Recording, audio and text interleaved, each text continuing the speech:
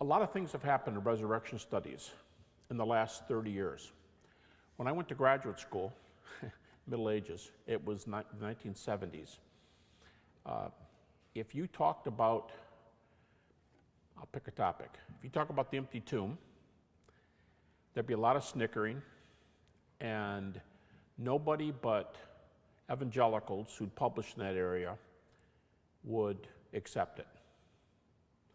If you talked about resurrection appearances of Jesus, Rudolf Bultmann died in 1976. He and Karl Barth dominated a century of theology. Bultmann was a skeptic, and people were still in his shadow when I was in grad school. And if you mentioned appearances, everybody would have laughed. Seriously. Today, the majority of New Testament scholars, theologians, historians, and philosophers who publish in the area believe in the empty tomb, almost 2/3. And where in the 70s, if you talked about bodily appearances of Jesus, they'd say, yeah, that's nice. Go back to your church and talk about it, but don't do it on a university campus. Today, bodily resurrection is the predominant view in the academy. Something has happened in 30, 40 years. What's going on? What caused the switch? Well, a lot of things, as we know. Views change. But I was telling Keith coming in today that some of the latest folks who publish under the self-defined title of agnostic, skeptic, and they're friends with the skeptical community. They're often cited by skeptics. These are, quote unquote, their fellows.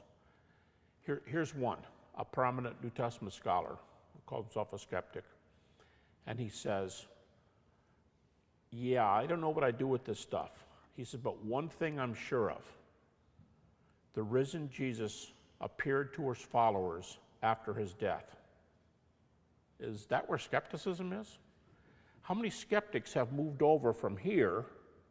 I mean, on a grading scale from like A to F, we'll have the believers be the A's and the skeptics be the D's and F's. What's happened to move the D's to C's and C pluses and B minuses? What's going on? Raymond Brown, shortly before his death, probably the most prominent New Testament scholar in America, said that the majority of contemporary theologians in all the state universities and everywhere else, the majority of theologians are conservative today. Again, what's going on? What I'm going to do is share some data with you. Let me introduce my methodology here at the outset. When I was at Michigan State, I did my dissertation on the resurrection. Now, I was 24 when I started doing this, and I was really wet behind the ears, as they say. And I just kind of walked in where angels fear to tread. And I had my committee here, and there was a Jewish agnostic member of the history department on my committee. There was a philosopher on my committee. The chair of this particular program was on my committee, and a Greek Orthodox priest with 2 doctor's degrees, and an agnostic that the dean assigns to your committee from a totally different area, in his words, to make sure 4 friends aren't giving another friend a PhD. So I had a mixed committee of people who were open to the resurrection and those who weren't. And when the committee was over, they approved the topic. And then as I was walking away, the chair from the religion department said to me, we don't care if you do this topic. I mean, we're a classically liberal campus, so you can do anything you can evidence. But don't try telling us the resurrection happened because the Bible says so. Don't try that.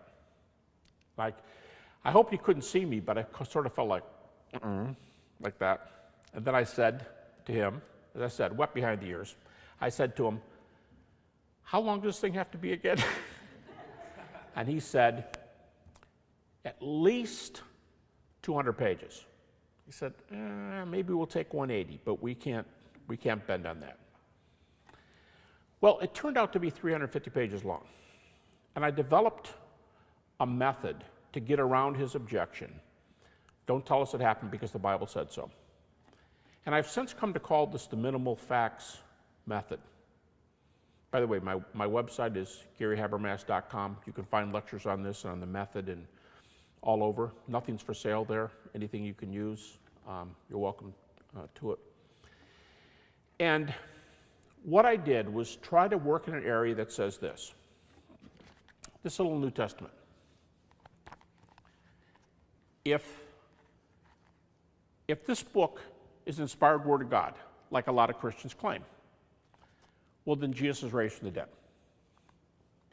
If the book is not inspired, but it's reliable, Jesus has been raised from the dead. But what if the skeptics are right and it's neither? It's neither inspired nor reliable, and it's a book of ancient literature on the level with Homer or Plato. I love Tom Wright, who makes the comment, if you had lived a couple hundred years before Christ, Homer would have been your Old Testament and Plato would have been your New Testament. All right, so let's say this is another book from that genre of Homer and Plato, and it's not inspired. It's not even reliable. All right, my argument is Jesus is still raised from the dead. We have enough data in an unreliable book, if it is, to argue that Jesus is raised from the dead. Well, okay, great, go for it. But how do you pull that off? Okay, what I'm going to do in this lecture is talk about the data that moved the F's and the D pluses over to C plus and B minus.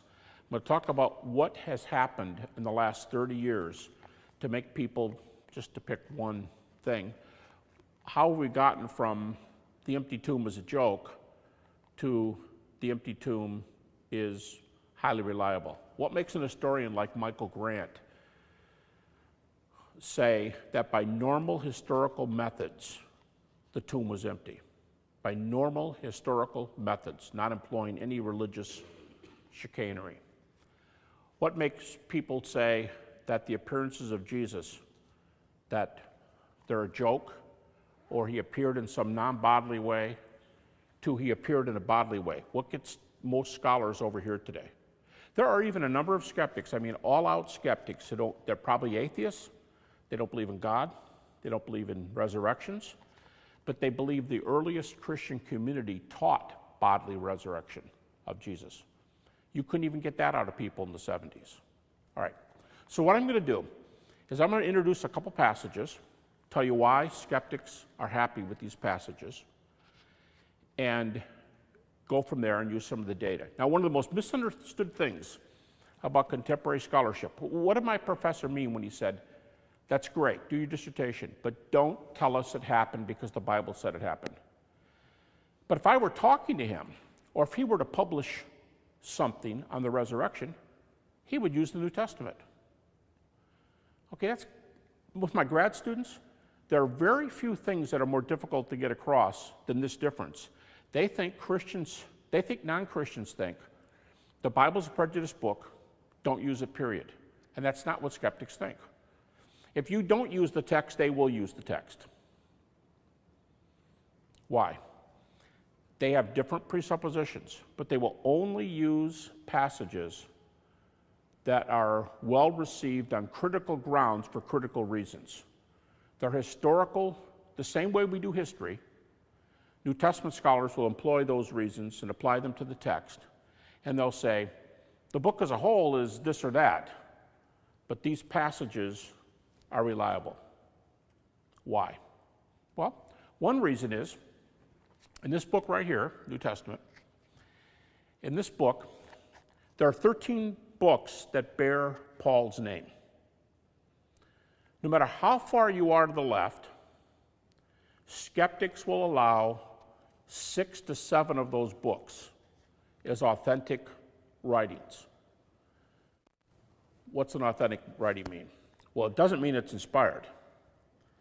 But what it does mean is we really think Paul wrote those 6 or 7, not the other 6 or 7.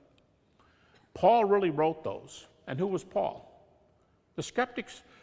Today, Paul is the skeptic's darling. And they think, here's what Paul's got going for him. He's one of the only authors in the New Testament who we know who he is. He's a convert. Something had to go on in his life to change him because he wasn't always like this. He's a scholar. How do you know he's a scholar? You know, there's different ways to know he's a scholar. You can say, well, he studied under Gamaliel, and he went to sort of grad school, and under Gamaliel, the #1 teacher, and he was the one chosen to root out Christianity. So he had to be an up-and-coming young scholar, sort of a scholar-athlete, right? I mean, somebody who really knows the stuff but can go out and do it. So go round up all these Christians. But they also know that simply from reading his works. Antony Flew, when he was an atheist, used to say, read Romans, and you'll know that Paul is a first-rate philosophical mind. And then he'd say, read the Sermon on the Mount, and you'd know that Jesus is a first-rate ethicist.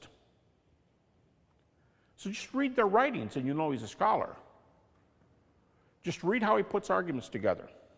So, which of these books do they accept by Paul? Well, almost unanimously. They will always accept the same books. It's not like some accept one half and somebody else accept the other half.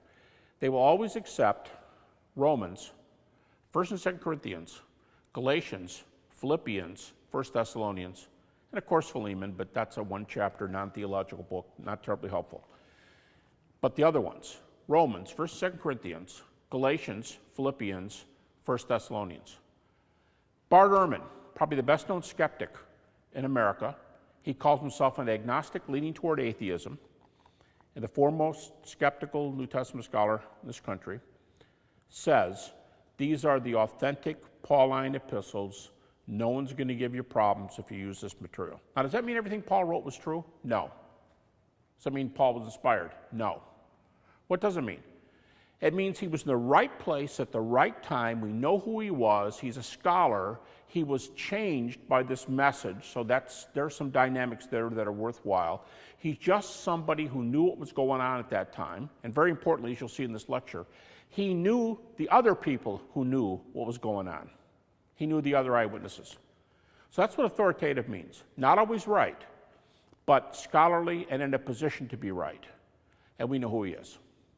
So I'm going to use just 2 texts today in this sense, in this watered down definition of authoritative, watered down in the sense that it's not inspired.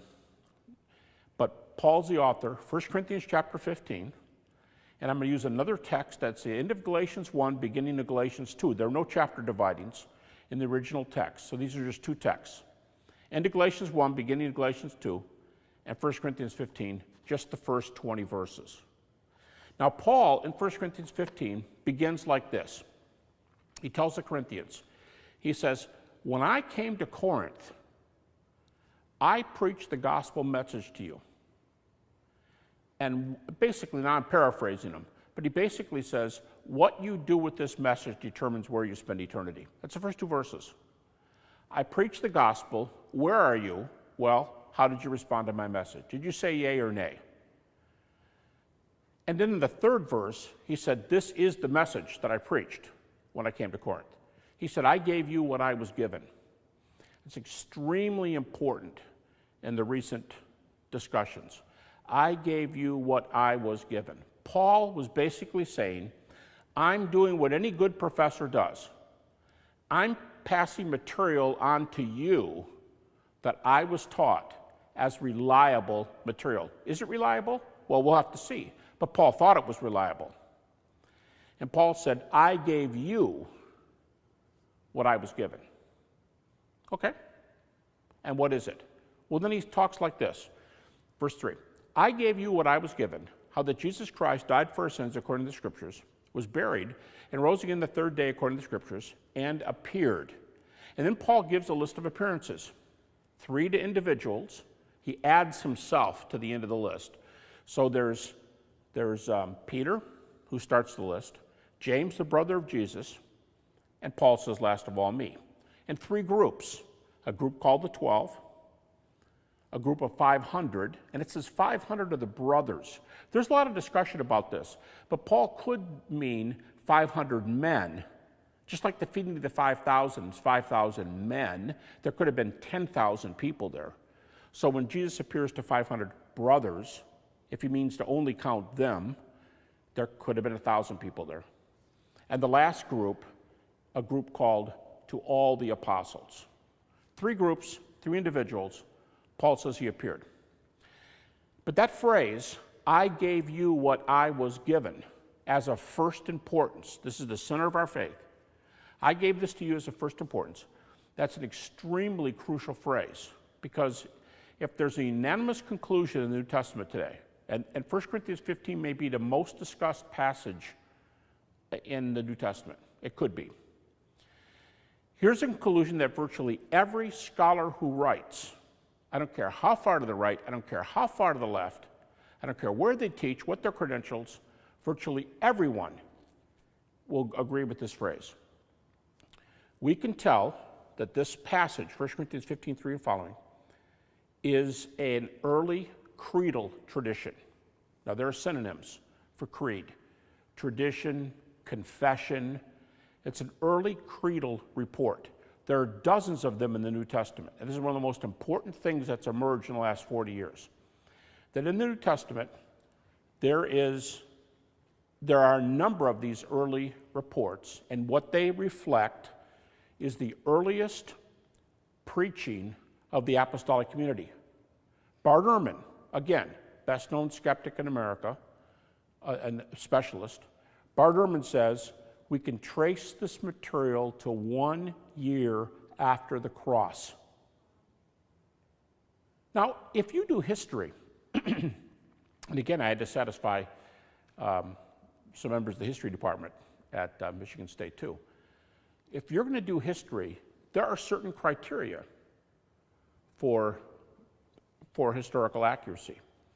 Paul claims to have gotten this for somebody else, and it really, really helps if he, by any chance, got this material from eyewitnesses. That'd be huge, because almost nothing in the ancient world is. And if he got it at a very early date. Well, how's 1 year after the cross? Is that early enough for you? You go, yeah, you're going to have to prove that one. Wasn't that book written in 55 AD? Yeah, 1 Corinthians written about 55.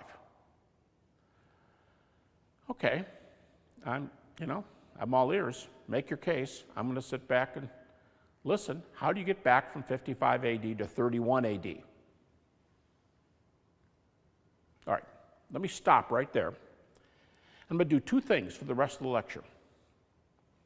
First of all, I'm going to argue the typical argument that Christian apologists use. Then I'll tell you at what point I'm doing this.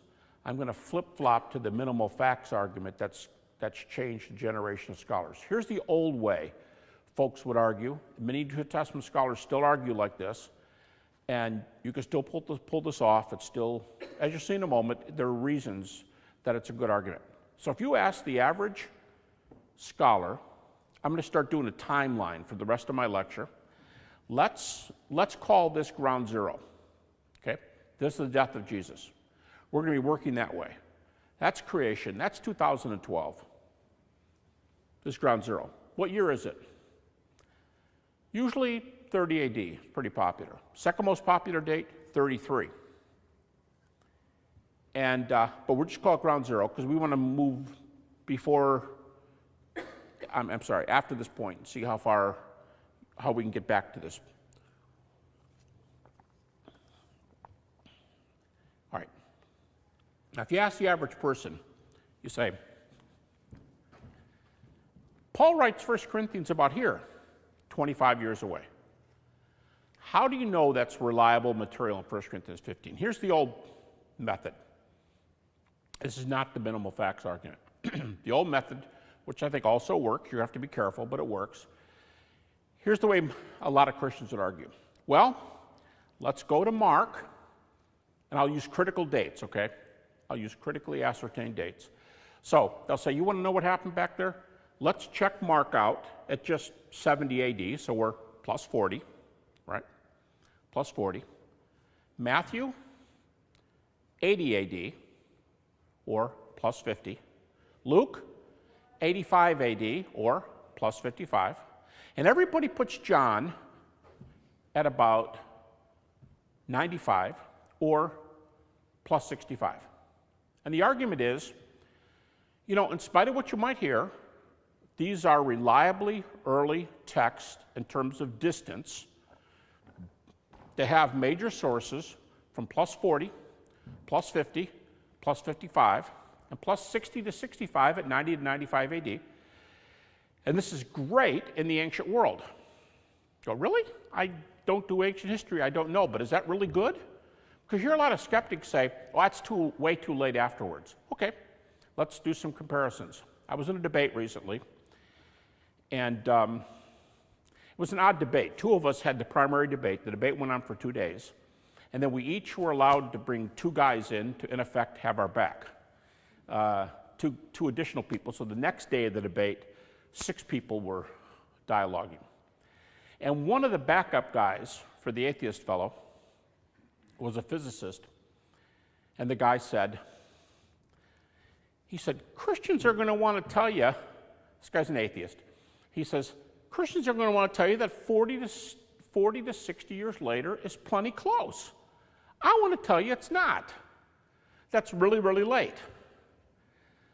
So I got up there, and there were 2 platforms, because each of us dialogued with the other one. And so I said to this guy, I said, do we know a lot about Alexander the Great? He said, yeah, we know a lot about Alexander the Great. Really? Yeah, I mean, he's about 33 when he dies. He's the youngest, maybe the most brilliant military general anybody's ever seen up to that point. His armies conquer, they move east. They take everything from Macedonia over past India.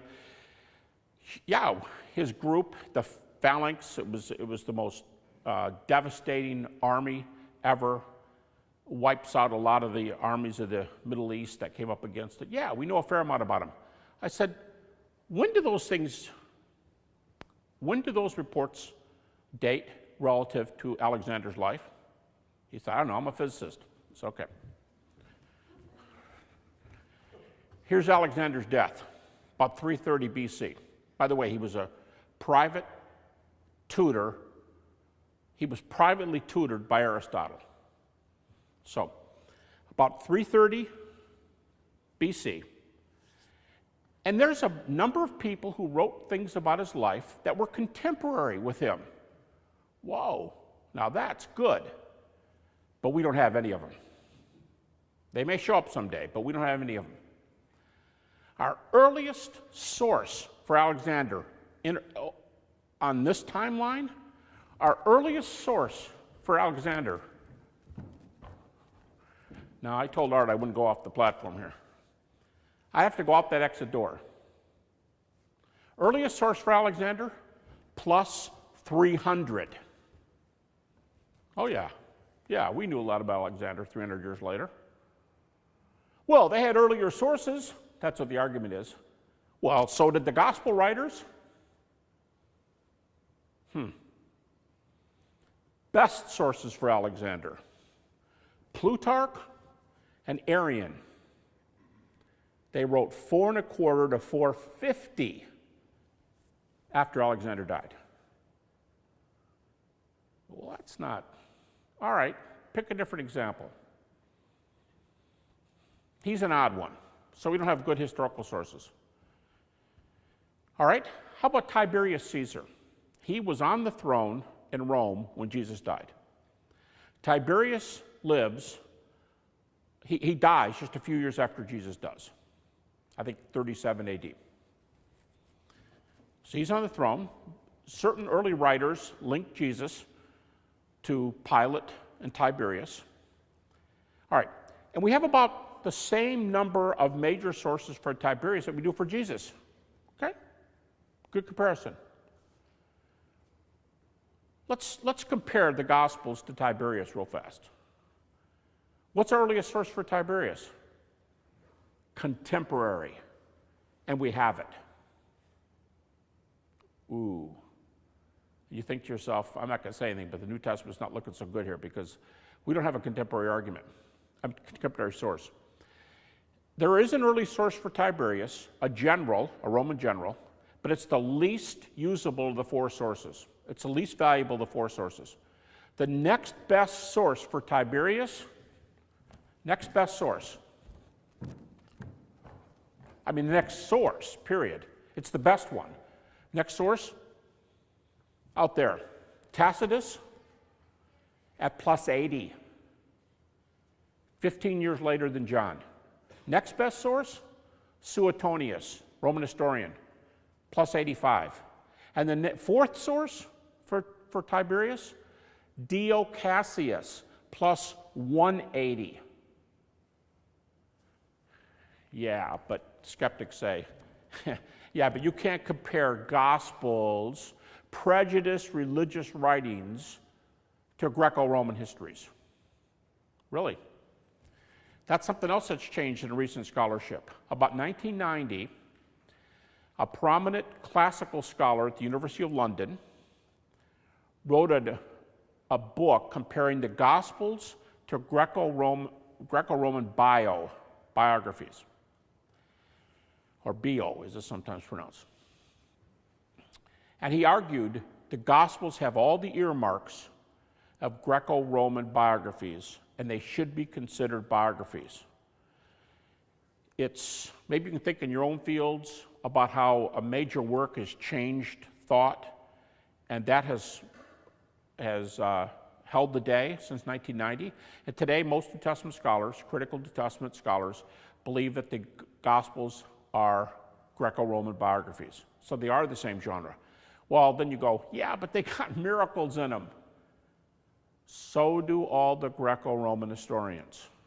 Go, you're kidding. No, they do. Virtually every Greco-Roman writer. Now, Thucydides is an exception. He says he doesn't believe in that stuff and he doesn't do it.